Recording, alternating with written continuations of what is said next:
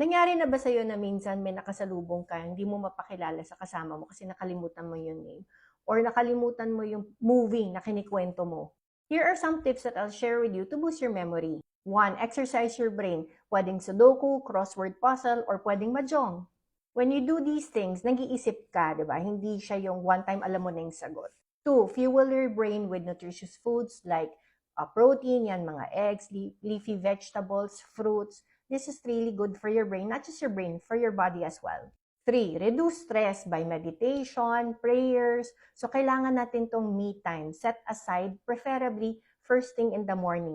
4. Take Memory Plus Gold. It's actually a brain supplement that helps cognitive function and supports brain health. So, this comes from the Bacopa monnieri extract. Very natural siya. It helps you with your brain memory, yung cognitive function pag-memorize, recalling people's names, yan. And also, yung stress and anxiety, nakaka-help din siya. So, yung mga may mood swings din, medyo na kumakalma ka. So, ikaw, ano yung secret mo to boost your memory? Share mo naman, comment down below.